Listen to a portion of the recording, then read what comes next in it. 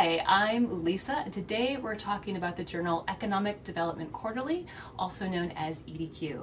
And joining me today is the contributing editor and one of our emeritus research staff, George Erickcek. So welcome, George. Well, Thanks for making you. the trip from It's Carolina. good to be here, Lisa. Yep. Now we are hosting the Research Symposium this week for EDQ, and you are helping out. So just to begin, let's summarize for the folks what the focus is for EDQ as a research journal. So EDQ is very special in the fact that it's looking at policy issues for economic and workforce development in North America. So we're interested in academic research, data-driven research that looks at economic development issues and workforce development issues for Canada, the US, and Mexico. Okay. Very succinct. So what's the purpose behind holding this research symposium this week? So we would like the journal to be thought of more than just a journal. We'd like it to be an avenue to generate new ideas on workforce and economic development.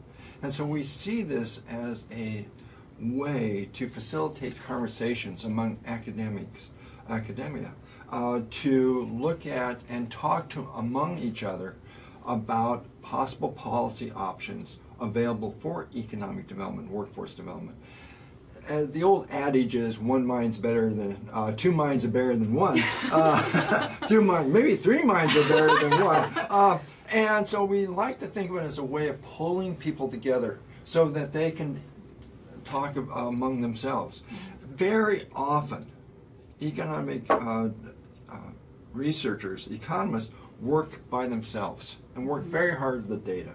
And what we offer is an opportunity for it to have a dialogue among themselves. And so we see it more than a journal, but as a pathway for starting a communication on economic and workforce development. Oh, that's great. So this is the second symposium we've had. What did you learn from the first and how has it changed? So we have a couple of these. The first one was dealing with low-wage workers.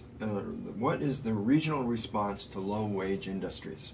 Those papers are just coming out. So the one thing we have to remember is that it takes a full year before we see the research, because we are a peer-reviewed journal.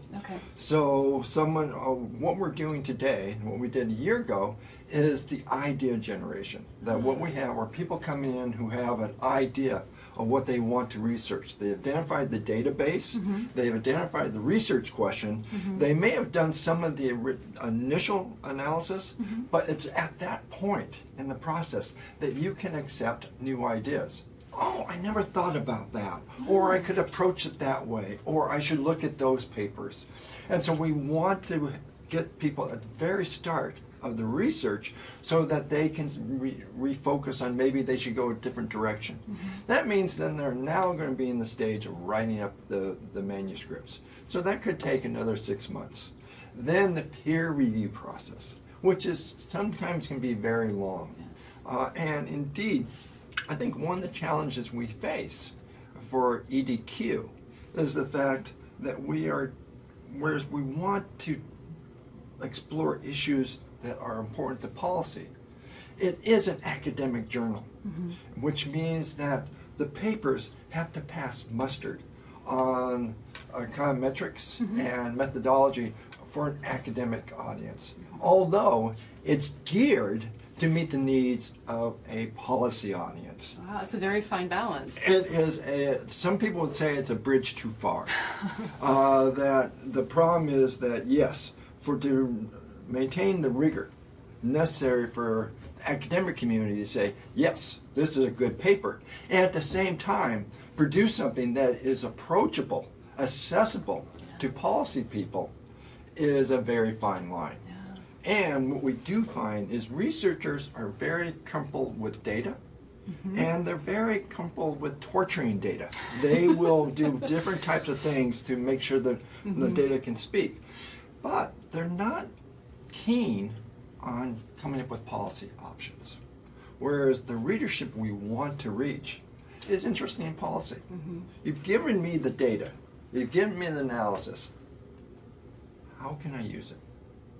And so that's another push. We're always pushing the authors to step a little bit on the wild side and come up with policy implications of the research. Oh, that's great. So it sounds like when you're looking at contributing authors, you're really looking for someone who not only has the data chops, but also the persuasive and the policy as well. Right. Wow. And the challenge is that it's very hard to find those individuals. I bet. And the other challenge is that therefore we push gently, Gently, of course. but that to me is the most exciting part about EDQ, is that we're not just an academic journal. We want to be a catalyst for economic thought for workforce and economic development policy. That's fantastic. Now, you were the head of regional economic planning here at Upjohn for a number of years. How did you get involved in EDQ? What was the catalyst for you? So it was the EDQ at that time was housed at Cleveland State University, and it was a journal that we respected, and the Cleveland State University sought us out as a partner. And so then we had a partnership with Cleveland State for many years, and then changes happened at Cleveland State. People retired, the focus changed a little bit, and so it was decided that the journal should come to the Upjohn Institute. Okay.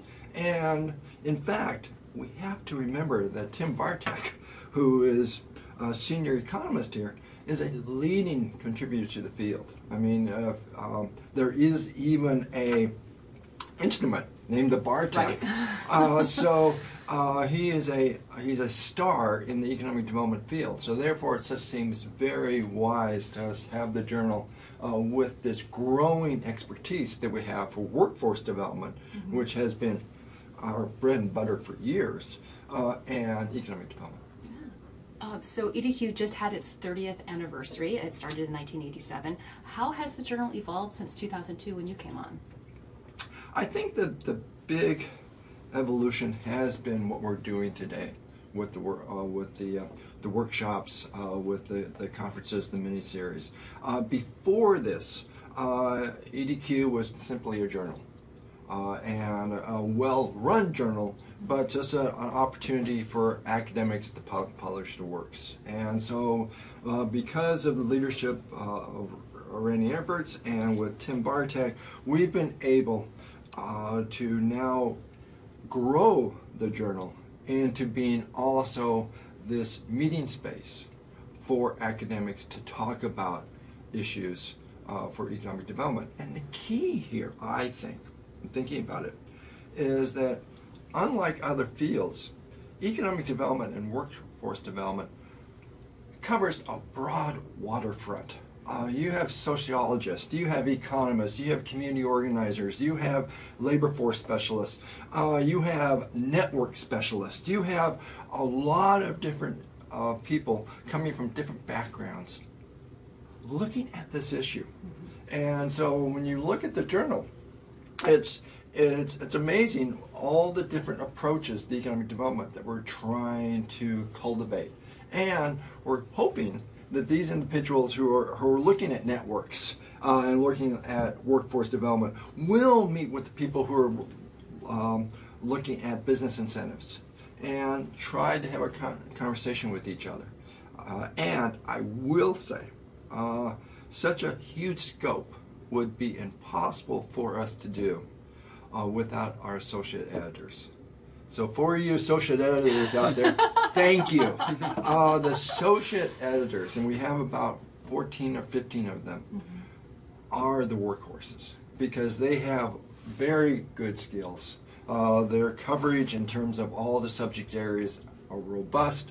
They work for less than peanuts. They work for free, and they just do a great job. And so whenever we get a manuscript and I look at it, I always think, okay, who's the associate editor who would help me in making sure that this seems reasonable, because it's in the field that I may not be on top of.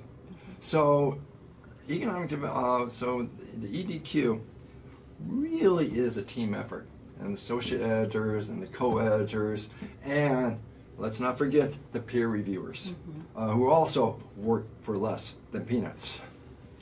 That's a big job, too. So what's next for EDQ?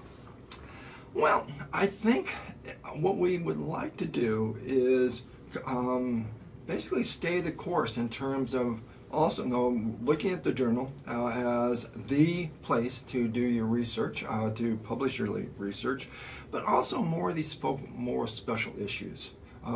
We looked at manufacturing. The current issue that's coming on, that just was released last week, is a special issue on manufacturing, the result of another workshop that we did in Washington, D.C. We're coming up with one with low-wage service workers. This one on incentives. I would be very interested in pushing hard for another conference on the impact of aging on regional development. That's huge. So what we want to do is we want to be a place where people first turn to publish their research, and then second, also be that meeting place for researchers to be able to share their ideas and just bat ideas back and forth. And so I'm really excited about the next 2 days, and hopefully we'll talk again at the next one. No, that would be fantastic, George. Well, thank you so much. And if you'd like to learn more about the EDQ or anything that George just spoke about, check us out on upjohn.org. Thank you.